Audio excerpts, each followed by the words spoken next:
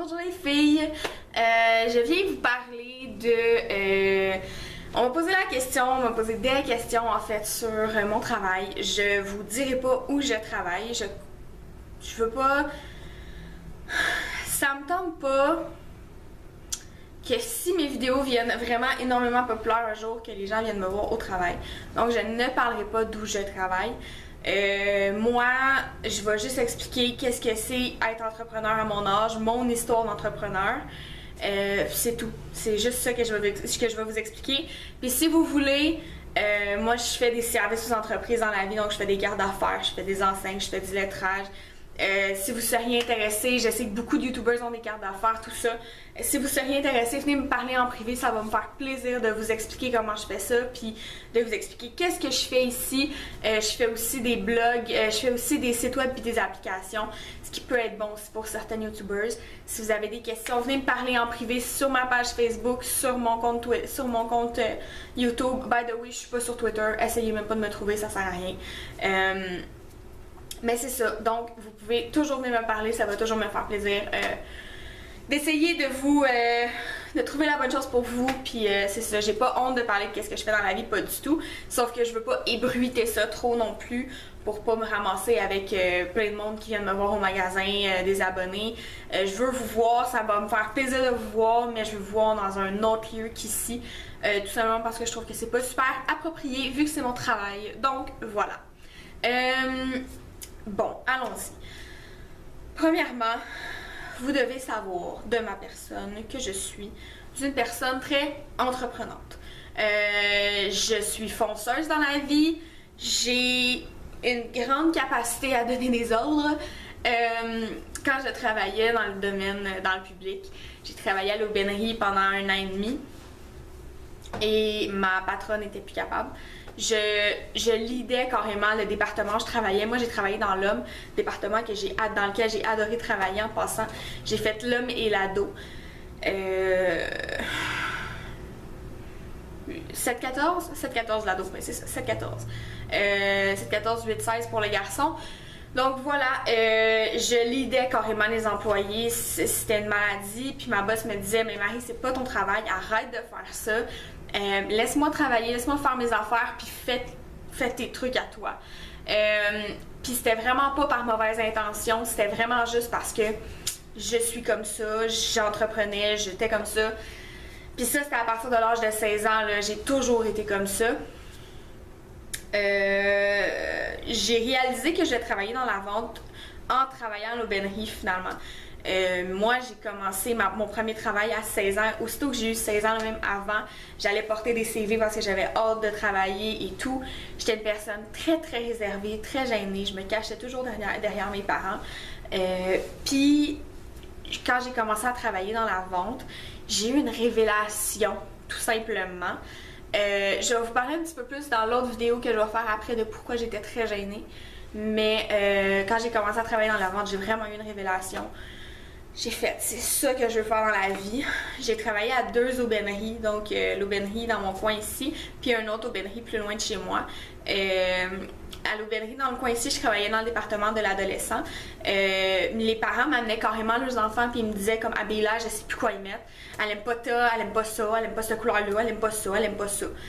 Je partais avec les enfants, là, puis des fois les parents, puis moi c'était même pas pour l'argent parce que j'étais même pas en commission, là, c'était pour aider le monde, j'aimais ça, aider le monde. Donc c'est ça, mon but c'était vraiment aider les parents à comprendre qu'est-ce que les enfants voulaient porter et tout. Fait que des fois là, les parents ils partaient là, avec des paniers là, de 100, 200-300 $ parce qu'ils étaient contents, puis ils revenaient me voir, puis Marie-Pierre, puis ils étaient vraiment vraiment contents. Fait que moi, ça me rendait juste heureuse, puis j'étais juste vraiment contente. Fait que j'ai comme compris à ce moment-là que je voulais aller travailler dans la vente. J'ai jamais eu beaucoup de talent à l'école, moi. J'étais pas... je suis une personne auditive dans la vie, puis le système scolaire qu'on a au Québec est pas un système scolaire fait pour les gens. Système scolaire, dis-je bien, qui est fait pour les gens auditifs. C'est beaucoup plus fait pour des gens visuels. Donc j'avais beaucoup de difficultés à l'école. J'ai eu de la difficulté toute ma vie à l'école. J'ai doublé ma 6e année. J'ai eu de la misère à passer ma 3e année. J'ai fini mes maths de 3e et 4e secondaire en secondaire 5. J'ai eu beaucoup de difficultés à l'école. Puis aussi, je suis trouble d'attention grave, donc je peux partir facilement dans un délire. Là. Bon, je vais y arriver, filmer cette vidéo-là. Désolée, ça fait 2 fois que je me fais couper. Donc, qu'est-ce que je disais? Oui, c'est ça. J'ai eu beaucoup de difficultés dans la vie à l'école. J'étais pas une personne faite pour le type d'enseignement. Pour le type d'enseignement que les professeurs utilisent, je suis trouble d'attention grave, je peux partir très facilement dans la lune. J'ai pris du Ritalin dans ma vie, j'ai pas honte de le dire. J'ai pris du Ritalin dans ma vie parce que j'ai eu des problèmes de concentration, je suis juste TDA, pas TDAA ou TDAH. TDAA c'est avec agressivité, puis TDAH c'est avec hyperactivité. Moi je suis juste TDA, trouble d'attention grave. J'ai un très fort trouble d'attention. Ce qui va faire que des fois, je vais faire une vidéo puis je vais partir dans quelque chose d'autre, puis je suis capable de partir dans des délires. Je passe du coq à l'âne tout le temps. Je parle super rapidement. J'ai tout le temps 360 idées dans la tête. Mais moi, mon trouble d'attention, je l'accepte puis je l'aime parce que ça fait la personne que je suis. Je vous en parlerai dans une autre vidéo. Je dis vague. Entrepreneuriat, allons-y. Donc, c'est ça. Quand j'ai fait mon secondaire, j'avais commencé à travailler en même temps, vu que j'avais doublé une année, j'étais plus vieille que tout le monde, j'ai fini mon secondaire à 17 ans. Puis quand j'ai commencé à travailler, j'avais, je pense, borderline 16 ans, je pense que j'avais encore 15 ans.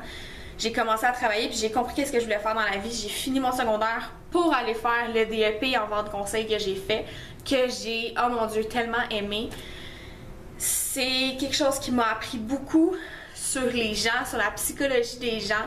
Si j'avais pas été trouble d'attention, si j'avais pas eu autant de difficultés à l'école, je serais allée étudier en psychologie. Mais je trouve que la vente, c'est un beau mix de psychologie et de service. Donc voilà. Donc j'ai fait un DEP en vente conseil. Pendant mon DEP, mon père avait dans l'intention d'ouvrir le magasin, la franchise qu'on a en ce moment. Depuis très longtemps, lui pouvait pas lâcher son travail de jour parce que finalement c'est lui qui ramenait le plus de sous à la maison. Donc mon père me l'a proposé pendant que je faisais mon DEP. À ce moment-là, j'avais 18 ans. Écoute Marie, est-ce que ça te tenterait? J'aurais ça comme concept à ouvrir. Est-ce que tu serais intéressée? Non. J'ai 18 ans, j'ai mon père qui me propose un concept de business qui va me lancer pour ma vie au complet. C'est sûr que j'ai dit oui, j'ai même pas pris 3 secondes pour y penser. Go, tout de suite, on y va. Parfait. Donc c'est ça, je me suis fait proposer ce concept-là. J'avais 18 ans, j'étais toute jeune. On a ouvert le magasin, j'avais 19 ans, j'étais un petit peu plus vieille. La vie d'entrepreneur m'a jamais fait peur. C'est pas quelque chose que... En fait, c'est rare que j'ai peur dans la vie. J'ai fait, ok go, on y va, vas-y. Je connaissais les horaires, je savais que j'allais devoir travailler énormément. J'avais beaucoup économisé pour pouvoir prendre un 3 mois sabbatique. Puis je vais encore avoir quelqu'un qui va rentrer dans le magasin. Et je vais aller filmer au travail. Donc c'est ça. Les horaires me faisaient pas peur. J'ai eu l'opportunité de travailler dans une franchise comme la mienne pendant 3 mois avant d'ouvrir ici. Ce qui est une très grande opportunité parce que c'est vraiment pas tout le monde qui a cette opportunité-là. Donc voilà, on a eu des retards et tout, donc j'ai pu travailler là. Ce qui m'a fait apprendre énormément sur la business, comment ça fonctionnait. Aujourd'hui, je suis toute seule dans le magasin. Donc c'est ça, aujourd'hui, je suis toute seule dans le magasin à tous les jours. Je gère les employés toute seule, je gère les plaintes toute seule. Je pense que je donne un bon service à la clientèle. Je pense que c'est ça ma force. J'aime pas dire que mon père m'a payé une business parce que c'est faux. Comme mon père le dit souvent, certaines personnes vont payer l'université, le cégep à leurs enfants. Moi, je serais pas allée. J'avais pas ces capacités-là. J'avais pas assez envie d'étudier pour aller là-dedans. J'aurais scrappé, j'aurais pas été à mes cours. J'étais pas faite pour ça. Donc mon père à la base a décidé d'ouvrir une franchise pour moi. Puis c'est comme ça. J'ai l'opportunité d'avoir un papa incroyable, une maman incroyable qui m'ont poussée vers ça. Donc c'est ça. C'est la raison pour laquelle je suis entrepreneur à 22 ans. Ça fait 3 ans, ça va faire 3 ans le 14 mai. Donc dans quelques jours que je suis propriétaire. J'aime ma vie, j'aime qu'est-ce que je fais dans la vie. Je suis fière d'où je suis rendue à mon âge. Professionnellement, personnellement, il reste des choses à modifier, mais bon.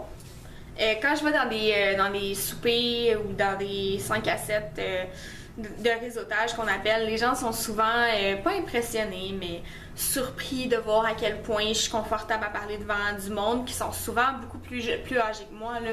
On s'entend que des entrepreneurs de 22 ans, il n'y en a pas à tous les coins de rue. Des femmes entrepreneurs de 22 ans, il y en a encore moins à tous les coins de rue. Je suis extrêmement fière de ce que je suis capable de montrer aux gens.